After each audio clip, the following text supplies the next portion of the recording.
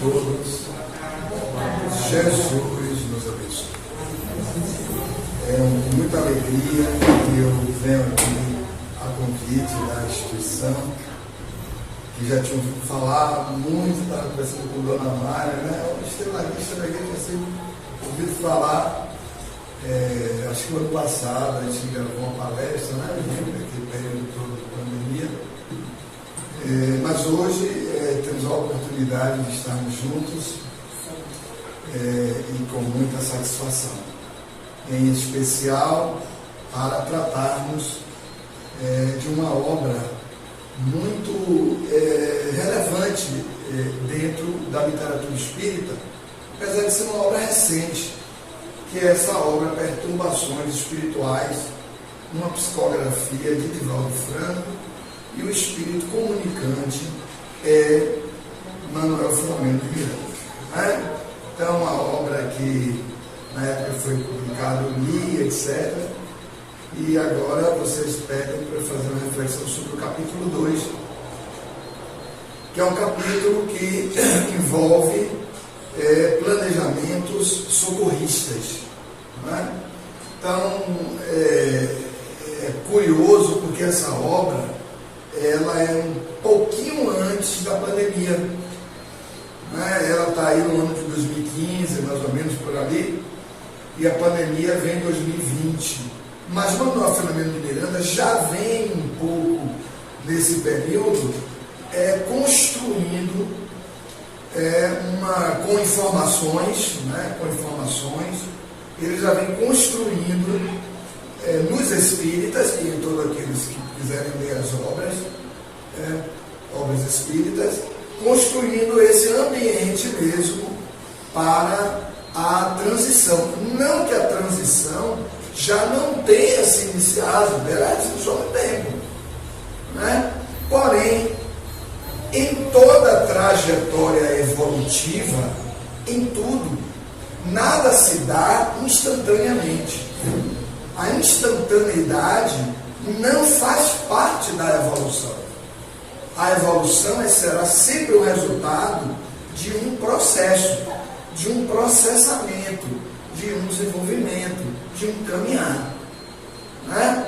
Então, às vezes, o processo de transição já se havia iniciado há muito tempo, mas é óbvio que nós estamos por assim dizer, na etapa do afunilamento, porque é como se todos estivéssemos sendo, de algum modo, pelas experiências necessárias, e isso se dá no universo inteiro, mas no nosso caso, nós estamos falando do planeta Terra. Então, o planeta que está transitando da etapa evolutiva de provas e expiações para a regeneração. Então, essa já é uma etapa bastante longa no planeta, né? E teve as suas etapas anteriores. Então, nós somos espíritos que estamos nesse momento do afunilamento. Significa dizer, estamos sendo conduzidos para um ponto onde teremos que tomar uma decisão. É essa decisão que nós temos que tomar, que é a decisão que vai nos credenciar para nós adentrarmos a etapa inicial, porque notem, tudo é etapa. Provas e expiações teve a sua etapa inicial, aqui no planeta Terra. Teve a sua etapa intermediária, está tendo a sua etapa final. Então, notando isso, então, até a regeneração também tem a sua etapa inicial, terá a sua etapa intermediária e terá a sua etapa final. Quando, então, essa coletividade de espíritos, que somos nós, que estamos todos juntos, vamos iniciar a etapa primeira de mundos felizes, que terá a sua etapa intermediária e que terá a sua etapa final, para daí nós iniciarmos a etapa conclusiva, que é a etapa dos mundos celestes. Não é assim? Está lá a escala espírita, questão 100 a 113 do Livro dos Espíritos, e no Evangelho segundo o Espiritismo, há várias moradas na casa do Pai, onde Kardec vai trazer todas aquelas características de cada mundo, né? De cada categoria de mundo, com o desenvolvimento intelecto-moral dos espíritos que habitam esse mundo. Então, na verdade, nós estamos tendo que tomar a decisão esperada de muito, que é a decisão para ingressarmos na etapa inicial da regeneração. Mas que decisão é essa? A decisão pelo bem. É essa decisão que é, vamos dizer, o passaporte, a credencial. Quando decidimos pelo bem, já está tudo resolvido? Não está tudo resolvido.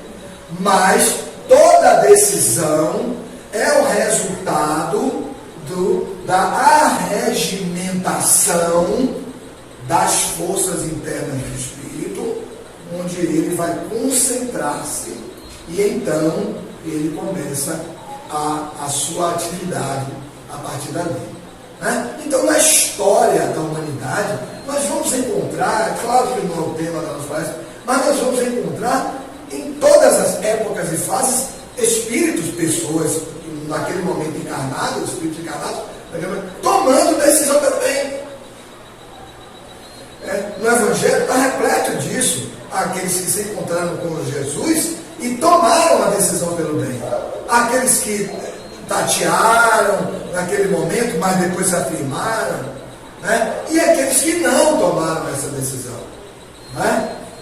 Mas tomariam em outras encarnações mais à frente, porque nem sempre nós temos a destreza de perceber onde está a verdade. Né? A verdade nem sempre ela, apesar de estar o tempo inteiro à disposição de todos nós, porque ela está em nós, mas nem sempre nós percebemos.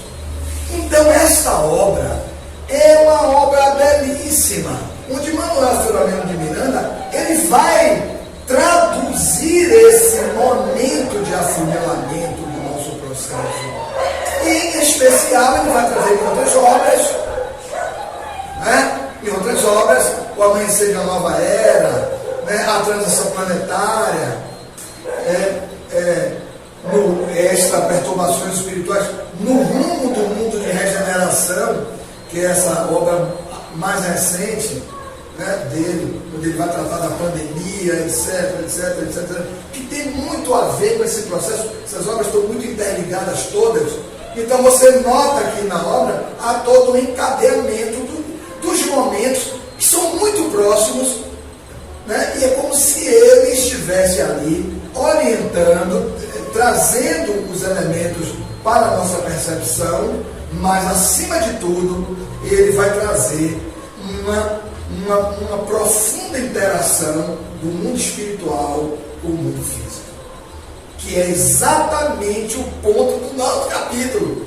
Isso tudo eu estou falando para a gente estar no nosso capítulo, porque quando o capítulo 2 fala em planejamentos socorristas, ele vai falar exatamente do restante da obra. Isso é a introdução e os capítulos que vão se desdobrar, o terceiro, o quarto, quinto, vocês vão perceber que são todos capítulos que vão demonstrar concretamente por atos, por atividades, por diligências que eles vão realizar. São 40 dias, né? A programação é 40 dias, eles são convidados no plano espiritual em que eles estão, né? Redenção, que é a colônia espiritual que está sobre a nossa cidade, né? Então, a colônia Redenção, eles são convidados a integrar uma equipe que viria na crosta, ou seja, viria aqui no mundo físico, no campo concreto, para realizar esta tarefa de amparo, suporte, proteção a determinadas instituições espíritas. Eram várias equipes, eles estavam integrando uma equipe. E dentro dessas equipes existiam espíritos especializados em determinadas áreas. Isso é uma coisa importante da gente destacar, né? Tanto que no capítulo ele vai falar isso. Há um espírito, por exemplo, que integra essa equipe, que é especializado em fluidos, é especializado em energias, na manipulação de energias. É uma coisa muito específica. Nem todos fazem isso. Outros especializados na estruturação e na organização de trabalhos. Outros especializados na proteção a lugares, ambientes, equipes, pessoas. Então notem que o trabalho é um trabalho muito bem estruturado. Antes, porém, no capítulo 1, eles vão receber a orientação de uma mentora, né? Não sei se vocês chegaram a estudar o capítulo estudaram em sessões no seminário, né? Então eu já vou pular isso aí. Né? Não, mas eu vou pular porque você já sabe.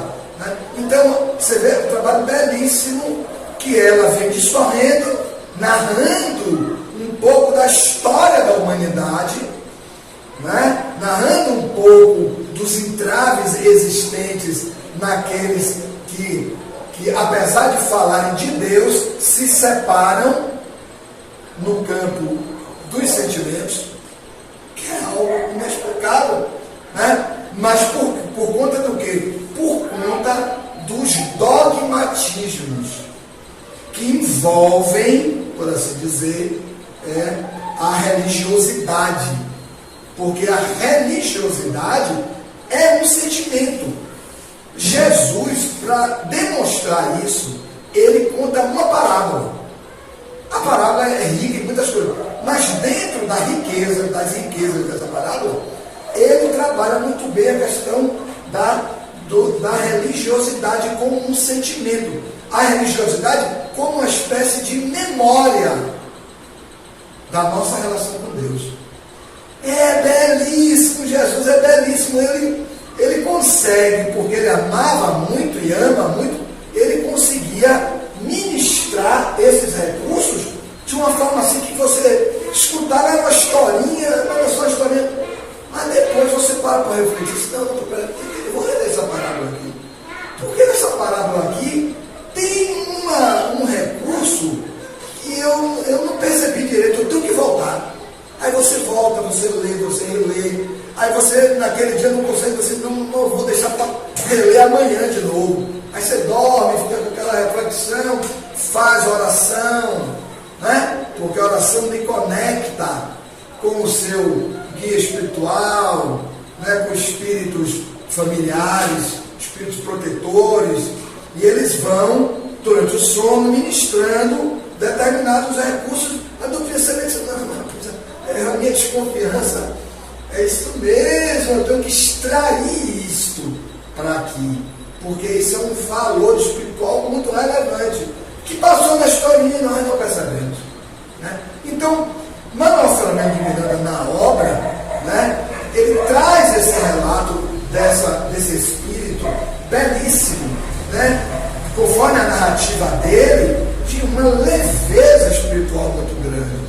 Porque é um espírito que já alcançou determinados patamares de desmaterialização do seu próprio psiquismo. Então, à medida que nós nos espiritualizamos, à luz do amor, é à medida que nós vamos deixando a matéria e não permitindo que a matéria exerça sobre nós determinadas influenciações que nos aprisionam a ela. Né? Então, é por essa razão que esse espírito consegue projetar luz para frente.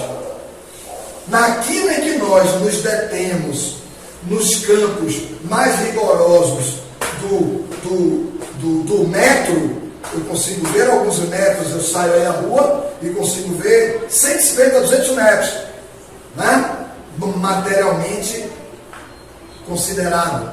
Né? Em espírito, você consegue ter uma visualização, né? Uma visualização bem mais mais larga. Né? Então se trata de um espírito dessa estirpe que vem convocá-los. E ela esclarece que Francisco de Assis é quem os escolhe para integrar desse grupo e para realizar esse trabalho específico. Então notem como isto vem de patamares bem mais elevados do campo espiritual para chegar à célula espírita, né? A matriz espírita de uma casa espírita, porque é um grupo de espíritos encarnados ligados por um sentimento e por uma tarefa. O que nos liga na casa espírita não são os títulos. Você pode encontrar na casa espírita pós-doutores em alguma área, na medicina, no direito, na área de educação, mas isso não significa que aquela pessoa tenha a destreza ou a competência para realizar determinados trabalhos. Né? Então, o que vai fazer com que o indivíduo se ligue enquanto grupo é o amor à tarefa, é o entendimento, né? É o entendimento do Evangelho. O Evangelho é a constituição, né? A constituição que estabelece todos os movimentos evolutivos que o Espírito precisa fazer. Né? Por isso Jesus, ele se apresenta para todos nós como a luz do mundo. Joana de Anjos, vocês que gostam de estudar Joana aqui, né, que ela está me dizendo, vocês estudaram o Evangelho, Jesus, o Evangelho, a luz da psicologia profunda, foi isso que falou aí. Então, Joana, vocês estão bem ligados com Joana. Né? Então, Joana fala isso, que nenhum estudioso do psiquismo humano teve condições, Freud, Jung, qualquer um deles, não teve condições de identificar ou classificar o psiquismo de Jesus. Por quê? Porque o psiquismo de Jesus é o psiquismo de um Cristo. Não tem como alguém num nível de evolução tão pequeno quanto o nosso, ainda muito preso às coisas sensórias, fazer a decodificação da profundidade do psiquismo de Jesus. Né? Mas enfim, então ele vai... primeiro a obra ele abre belíssimamente, né? A abertura da obra, o prefácio da obra, a introdução da obra, não o prefácio, a introdução da obra. Manuel Freire vai falar sobre o cosmos, né? Sobre o universo, sobre a interação de todo o universo através da energia. Vai falar do deotropismo, que é esse tropismo no sentido de caminhar para frente e para o alto, né? Então, esse tropismo para Deus, deotropismo, esse tropismo para Deus, esse caminhada para Deus, e vai dizer que a obra trataria, então, e trata daqueles que são dos embaixadores, para ser fiel. Eu trouxe até o livro aqui, viu? Se eu não esquecer alguma coisa, eu vou no livro. Ser embaixadores do mundo mais elevado. Né?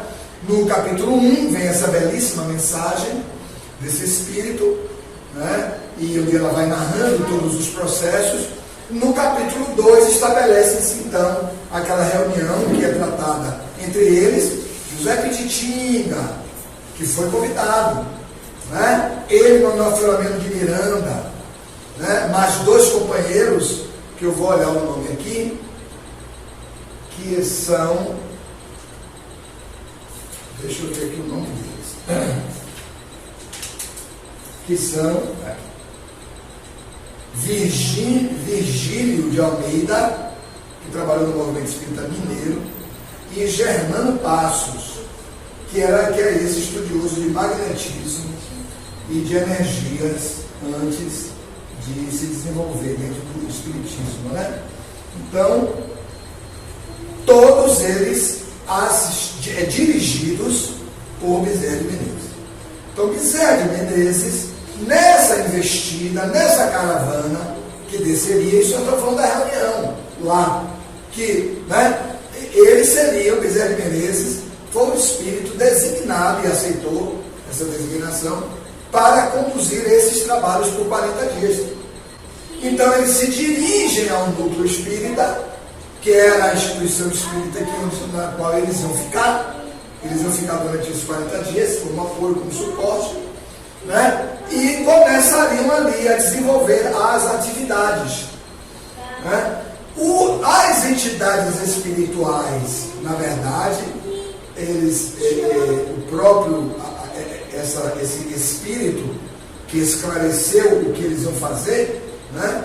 Ele diz o seguinte, que são entidades, eu vou ler para não deixar de ser fiel ao relato. Ela diz assim, eu anotei aqui. Ela diz aqui, a atual situação, ou seja, dessa investida para atacar as instituições espíritas, a atual situação é resultado do rancor de antigos inquisidores.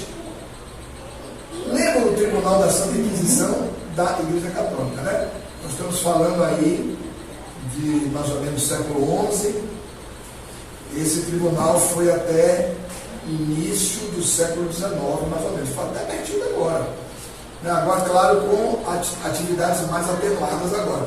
Mas no início eles condenavam pessoas, não tinham direito de defesa, né? Um inquisidor, ele era ao mesmo tempo um investigador e um julgador, sem direito de defesa. Né? Então muita gente foi queimada na fogueira. Médiuns, então, muitos, naquele período da Idade Média, esse período da Idade Média, a Idade Média começa no século V e termina no 15º. São 10 séculos, são 1000 anos, é muito tempo. É muito tempo. Né? Então ele diz assim, a atual situação é resultado do rancor. O que é o rancor? É um sentimento destrutivo, de ódio, que fica guardado, né? Impregnado na pessoa. Existe a raiva, é um sentimento mais fluido, mais rápido. Eu estou com raiva e você no outro dia está todo mundo junto, né? Mas o rancor é um sentimento muito complicado de se lidar. Do rancor de antigos inquisidores, suas vítimas, judeus e muçulmanos. Né? Então os católicos, tentando impor a sua doutrina, fizeram as guerras santas, né? Enfim, invadiram outros países, impuseram a cruz sobre outros povos, sobre outras crenças, tudo que a gente já conhece da própria história. E isso, em especial, ele fala judeus e muçulmanos. Então, essas pessoas, vou concluir o parágrafo para ficar mais claro, judeus e muçulmanos que permanecem em regiões de inomináveis sofrimentos, cientificados do desenvolvimento do pensamento de Jesus sob as luzes do Consolador, Consolador Espiritismo, Consolador, tornados adversários do Cristo em face das decepções de que foram vítimas após as respectivas desencarnações, homiciaram-se, quer dizer, juntaram-se em cavernas sombrias do próprio planeta, onde instalaram o antirreino do bem, olha aí, e acolhem fanáticos e criminosos em desalinho mental, pessoas que não têm domínio sobre o seu próprio entendimento, em desalinho mental, portadores de elevado nível intelectual, mas pobres de sentimento de amor. Né? Então, notem como esse momento está transcorrendo. Muitos desses espíritos estão reencarnados. Estão reencarnados por quê? Porque, pela justiça divina, eles estão recebendo nova oportunidade. Notem bem, porque todos nós somos espíritos pertencentes a essa família do planeta Terra. Somos espíritos que estamos caminhando juntos ao longo desse tempo. Ao longo desse tempo, muitos vêm se transformando, vêm fazendo a escolha para o bem, mas muitos não. Muitos não compreenderam seus processos. Muitos ainda, encarnados e desencarnados, trazem intimamente conflitos muito severos, porque notem, como tiveram suas famílias destruídas, seus bens tomados, sua vida física ceifada através de julgamentos injustos e sem direito de defesa. Eles não perdoaram. Mas qual era o entendimento deles? Quem proporcionou tudo isso foi Jesus. A quem eu devo culpar? Jesus é que eu devo culpar. Porque é um pouco isso. Tudo é um pouco isso.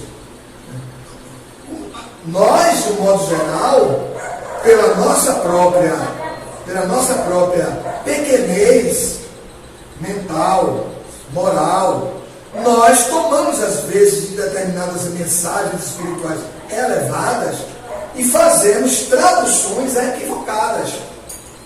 Como somos pessoas indisciplinadas no sentimento, o que nós fazemos? Nos apaixonamos. Por isso que os Espíritos estão sempre dizendo: vocês têm dificuldade de crescer por conta da paixão. Por conta da paixão, por conta da paixão. Porque o que é a paixão? É o amor que parou no ponto. Ele fica naquele ponto ali estagiando.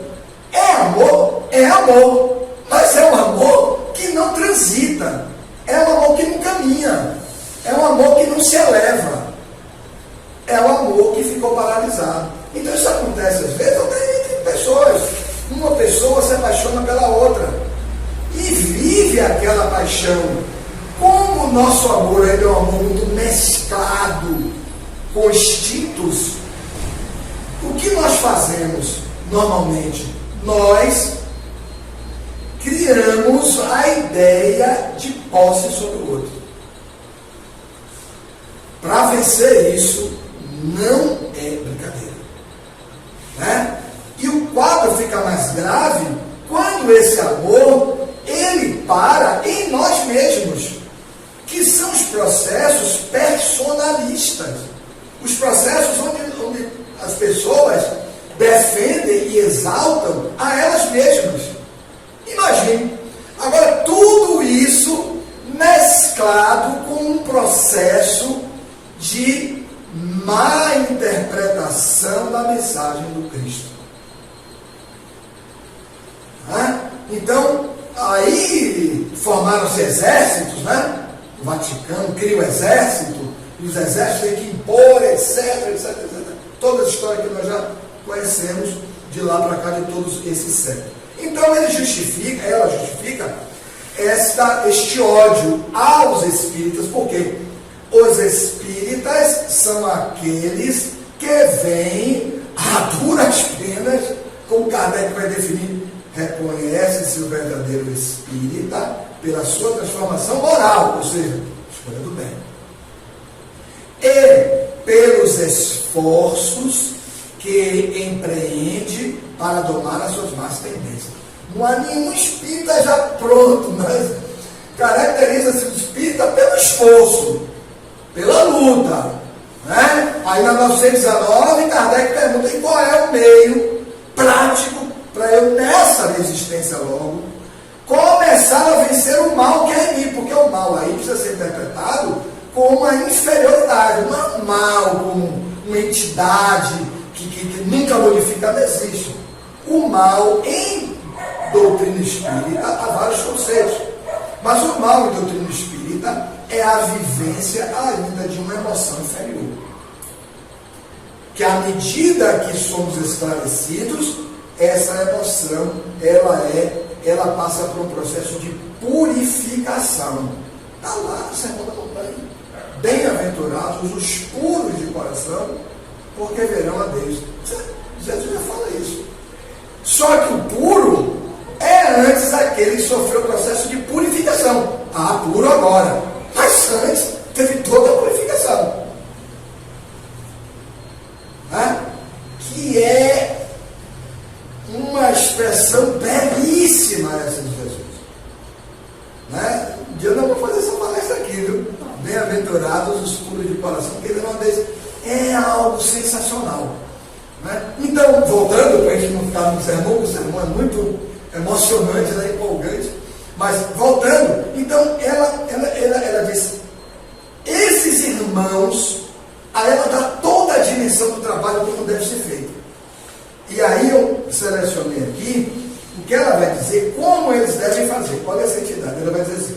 diante da crueldade e da perseguição inclementes,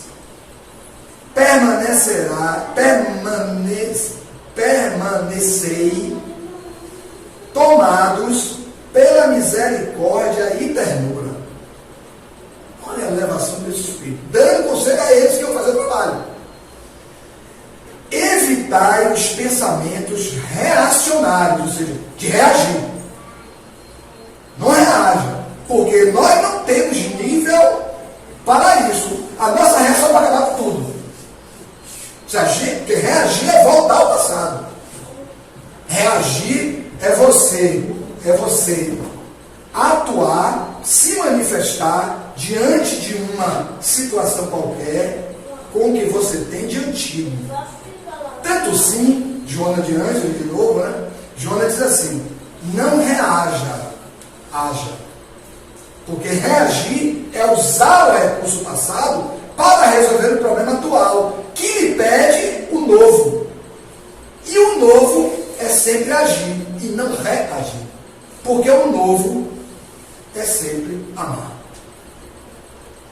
É isso que ela está dizendo. Então vamos voltar para aqui, né? Então ela diz assim: evitar os pensamentos reacionários, porque estaremos no imenso campo de lutas. Essas lutas deles, da equipe, de um modo geral, né, no imenso campo de lutas, além das formas, em batalhas vibratórias. Significa dizer, vocês vão, não reajam, ajam com misericórdia e ternura. Porque nós estaremos em outro campo dando o suporte vibratório. Porque haverá batalhas energéticas. Né? Não nos enganemos. Por isso que eu citei um pouquinho na abertura do nosso trabalho a introdução dele, de Manuel Flamengo de Miranda, quando ele vai preparando o nosso psiquismo para o resto da obra. E ele diz que o universo é um campo de interação e repercussão de vibrações integradas. Então, não há vazio. Se eu passo a mão, aqui é vazio. Não há vazio. Capítulo 14 da Gênese Espírita. Kardec fala lá no capítulo 14. O título do capítulo é dos fluidos. Ele vai dizer: o vazio não existe. Tudo é energia. Aqui transita energia. Eu não vejo. Você não vê. Mas nós sofremos o impacto vibratório. Se você vai caminhando normalmente, entra em um determinado lugar, numa casa, num bar, não, eu falo bar no sentido de que afluem para o bar sempre pessoas que vão consumir álcool, e o álcool é uma substância que altera a nossa condição mental e a nossa condição de entendimento. Então nós ficamos menos senhores de nós mesmos e ficamos mais à deriva dos condicionamentos do passado, né? Para brigas, para isso, para aquilo, para ofensas, etc., para envolvimentos que, se estivéssemos na lucidez, não faríamos, né? Então eu falo nesse sentido. Mas quando eu me refiro aqui no vazio e que há campo energético, e portanto, se há campo energético, há uma qualidade de energia boa ou má, né? Então nós sentimos impactos vibratórios. Em lugares, em casas, há pessoas que você encontra, você toma impacto vibratório. A pessoa vem trazendo determinados conflitos de longo curso, ela não consegue resolver, e aquilo exala da pessoa. Não é uma pessoa má, não é uma pessoa, nada disso, mas é alguém em conflito. É alguém em conflito. Então ela está dizendo isto: não tratem eles mal. Ela diz aqui, ó, diante da crueldade e da perseguição inclementes deles, ela diz: permanecer tomados pela misericórdia e ternura, evitar os pensamentos reacionários, porque estaremos no imenso campo de lutas, além das formas, quer dizer, do mundo físico, onde eles estarão em batalhas vibratórias. Preparados pelo sentimento de piedade, compreendendo-lhes a loucura. Olha como ela vai no ponto. Porque o que é a loucura? A loucura é a perdição do campo de entendimento. É a perdição do campo de entendimento. Em muitos casos, estabelecemos loucura por fuga. Por fuga. Por descompromisso.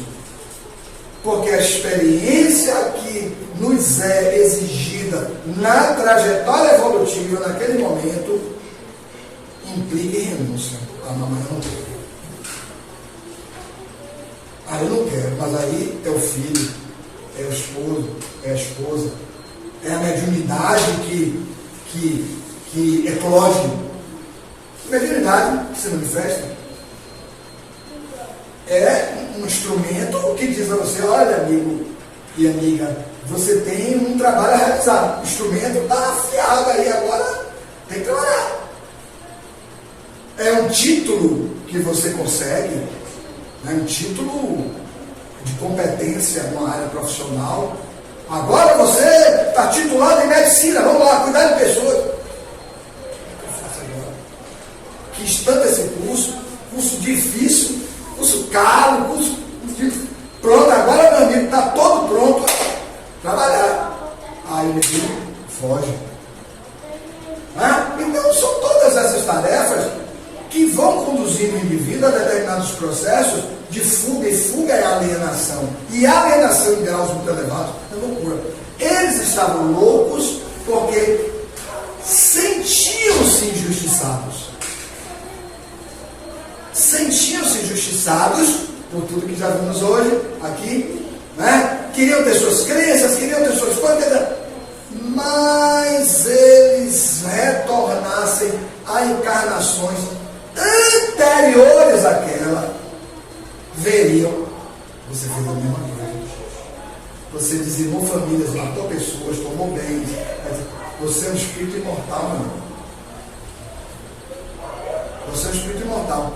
Se você está sendo convidado a essa experiência agora, de forma impositiva, de forma expiatória, que é impositivo, é porque há vínculo entre você e essa experiência. Há vínculo entre você e essa experiência. Tudo antes foi tentado para que não chegasse a esse ponto. É sempre assim. Não é de vez em quando assim, não. É sempre assim. Por quê? Porque dentro dos campos da justiça divina, o último recurso é a misericórdia, que representa a atenuação de um determinado processo de sofrimento. Tanto que a prova vem antes. A prova vem antes. A expiação vem depois. Olha, tudo foi tentado com esse cidadão aí. Tudo. Não tem jeito.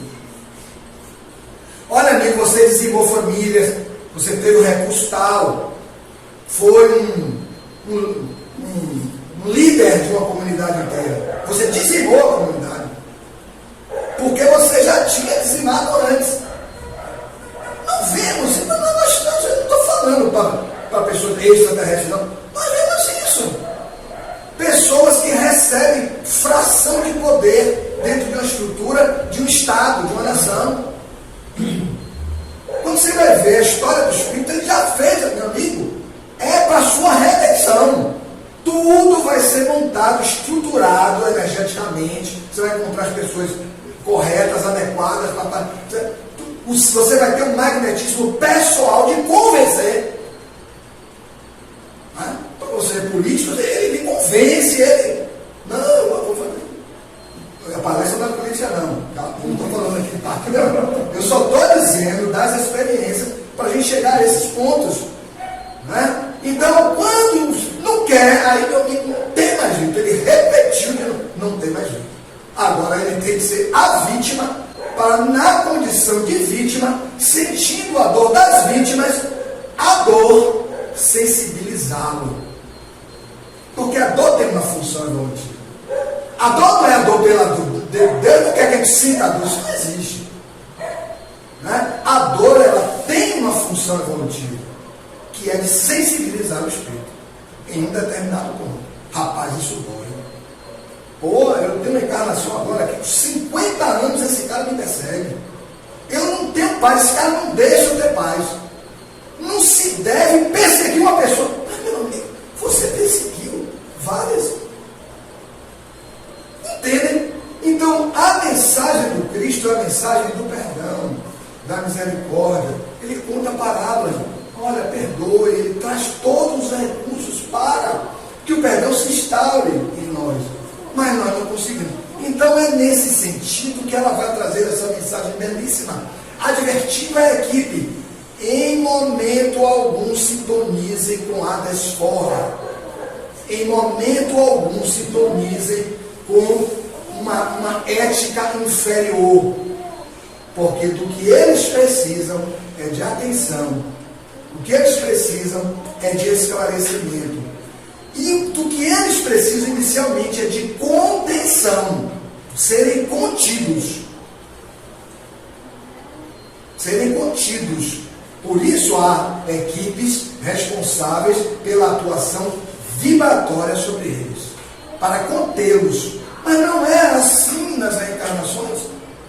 Quantas vezes o espírito que acabou com tudo vem numa cama, não anda, não fala, não enxerga, não tem outro recurso, tem que conter o cara, porque senão se botar ele no corpo todo, não, vai acabar tudo logo. Entendem? Então, amigos, reflitamos no seguinte ponto: não há como nós nos evadirmos da lei. Não há como nós nos evadirmos da lei. Entretanto, essa ação do capítulo 1, que ele classifica como intervenção providencial, quer dizer, o mundo espiritual intervindo, porque os núcleos espíritas que eles estavam sendo atacados eram núcleos espíritas que trabalhavam no bem. Então, o que se atacava era o bem. Muito embora os trabalhadores tenham as suas dívidas pessoais. A gente precisa separar isso. Algumas pessoas, às vezes, deixam o movimento espírita porque acham que trabalhando eles serão poupados da lei de causa e efeito de outras vidas. Isso não é verdade. O que se pedirá deles é mais daquilo. É mais daquilo. Né? A experiência da causa e efeito, da dificuldade, mas uma experiência assistida pelos bons, que é diferente. Uma coisa é você passar por um processo de influenciação espiritual inferior, que se convencionou chamar de obsessão, é uma influenciação espiritual inferior, com ódio, com raiva, com rancor. É altamente destrutivo o processo. Outra coisa é você passar pelo processo atuando no bem. É muito diferente. Porque você entende por que está passando. Isso é doutrina espírita, né? Nem todas as concepções religiosas se pensa assim. Alguns chegam a ponto de dizer: Deus sabe o que eu passo. Pode. Então já construiu esse valor. Não tem o detalhamento que o Espiritismo traz, porque pertence a outra crença, mas sabe. Tem essa conexão com Deus, ótimo. Mas os espíritas, porque essas instituições são as espíritas, aqui eles vieram dar uma proteção específica, né? Os espíritas sabemos. Né? Sabemos. Em muitos casos, até somos advertidos pelos espíritos da casa espírita. Meu amigo, se prepare. Se prepare. É uma coisa muito particular, muito pessoal. Não é a casa toda. Mas a experiência pessoal do indivíduo.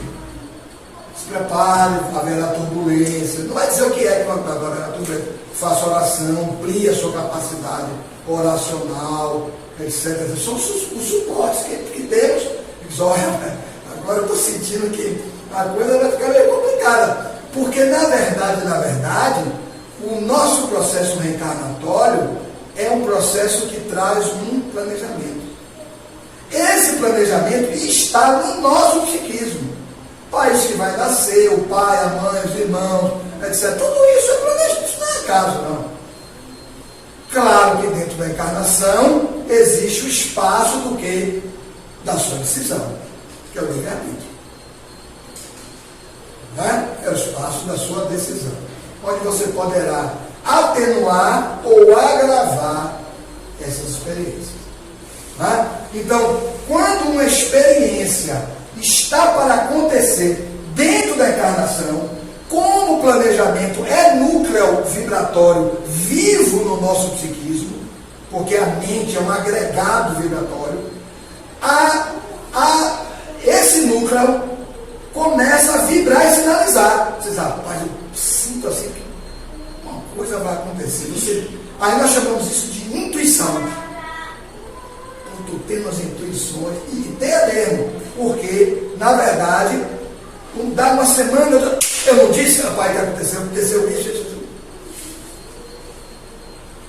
Porque o próprio psiquismo lhe prepara, olha, a situação vai chegar. Pode ser uma doença, pode ser a perda de alguém, que era o seu suporte emocional da encarnação. Pode ser uma coisa boa, a chegada de alguém, a chegada de um filho, a chegada de uma pessoa muito querida de outras vidas, que veio lhe dar suporte, que já estava dentro desse planejamento, enfim, tudo isso. Então, esse capítulo, ele é muito, o livro todo é muito rico, mas nesse capítulo, quando eles chegam na instituição, eles são recebidos pelo dirigente da instituição, é o vídeo, que é um espírito bem desenvolvido, que coordena os trabalhos da casa, acondiciona eles na casa, eles ficam no segundo andar do prédio, e lá eles começam a perceber toda a dinâmica do trabalho da casa. É uma casa que tem 3 pisos, aí ele narra tudo como está, porque é muita informação. Eu peço desculpa a vocês, realmente, porque é muita informação no capítulo. O capítulo é muito longo. Então, estou enxugando um pouquinho do que era antes, a introdução em primeiro, e juntando com este. Naquele momento, onde ocorre e nós já estamos nos minutos finais, naquele momento em que eles chegam, às 20 horas, teve uma palestra proferida por um jovem de 25 anos. E aí eles são convidados para assistir a palestra. Os jovens começam a falar de Jesus, etc. Um campo vibratório belíssimo. Quando tem uma intercorrência, uma pessoa chega à porta, alcoolizada, veio trazida por 2 amigos que acharam que o processo daquele homem era um processo de alcoolismo, mas um processo ligado à influência espiritual. Por isso não levavam ele para o hospital, levavam ele para o centro espírita. Aí, que de olho gerou aquele tumulto todo, mas aí ele narra, Manuel Flamengo Miranda, que as entidades responsáveis pela proteção da casa realizar um processo de retirada daquele espírito, do processo de assédio espiritual, porém, ele não descreve se é uma influenciação espiritual permanente ou ocasional, porque há processos que não são rigorosamente obsessivos. Pequenas influenciações de horas, às vezes. Ele estava num bar, ele chega alcoolizado com aqueles amigos, e os indivíduos mais lúcidos do que ele entenderam que queria levar ele para o centro e não para o hospital. E lá ele é atendido, melhora, recupera-se, a entidade é encaminhada, assistida também, porque lá é o que? O centro espírita é um hospital, é uma escola e é uma oficina de trabalho. Então ele narra todos esses processos, todos esses mecanismos, e lá eles já começam a trabalhar. Porque aquele que era responsável na equipe por trabalhos magnéticos, dispersão de energia ou concentração de energia, eu disse o nome dele aqui, né? Almeida, né? Virgílio de Almeida. Ele é chamado por Dr. Bezerra Menezes para aplicar o passe, para ver a dispersão do vínculo obsessivo. Porque tudo é magnético. Tudo é magnético. Tanto que muitos vêm aqui, tomam passes, esses passes que são inoculações de energia ministrados pela equipe espiritual usando frutos do médium também, rompem esses vínculos. Mas nós, com os nossos pensamentos, as nossas paixões, aproximamos a entidade de novo. Aí vemos na outra semana, novo passe, até nós efetivamente decidirmos o que queremos fazer. Né? Enfim. Mas eu queria deixar essas breves reflexões sobre esse capítulo, que é belíssimo, a obra é toda belíssima, é uma obra de larga profundidade, e que se vocês forem lendo, vocês vão percebendo como o mundo espiritual administra recursos, e que tudo depende muito da gente, porque o bem está disponível, o bem está manifesto, vamos dizer assim. O bem é ostensivo. Nós é que valorizamos às vezes mais o mal. E quando valorizamos o mal, ingressamos em estágios profundos de medo. E o medo é paralisante.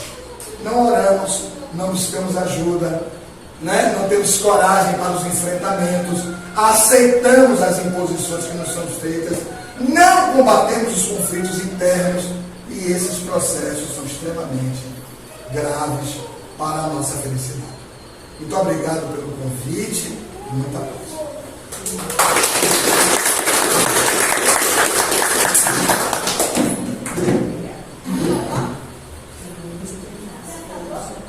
Oração? Sim, vamos para a nossa oração, claro.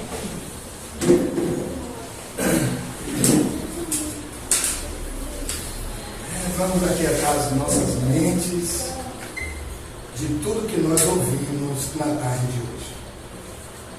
Todos os conteúdos que foram trazidos são conteúdos relevantes, mas aguardam de nós os momentos necessários para reflexão e interiorização.